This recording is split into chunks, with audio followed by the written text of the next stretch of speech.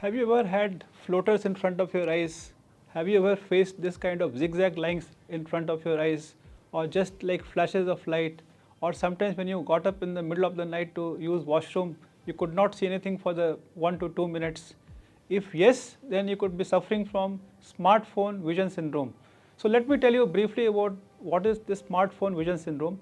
So this is a syndrome which occurs due to excessive use of smartphone when the person looks at the screen for long hours, and especially in the nights with the light switched off in the darkness, the risk of getting smartphone vision syndrome is much higher.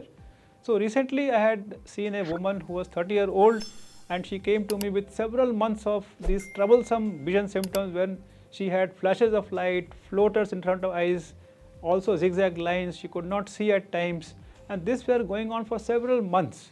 And finally when she could not see anything for 1 or 2 minutes at night, she got disturbed, she got anxious, then she saw an eye doctor who could not find anything wrong with her eyes, and that is how she was in my OPD.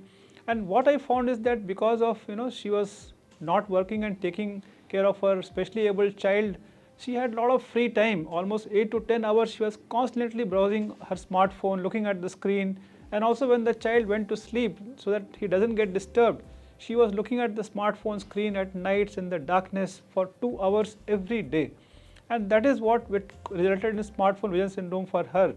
And one of the things is that when somebody constantly looks at the screen, then eye symptoms can occur. So what is recommended is that we should take a break, and that break is called 20-20-20 method. In that every 20 minutes you should take 20 seconds break and look at something which is about 20 feet away. So that gives adequate rest to the eyes, and also the muscles get some exercise.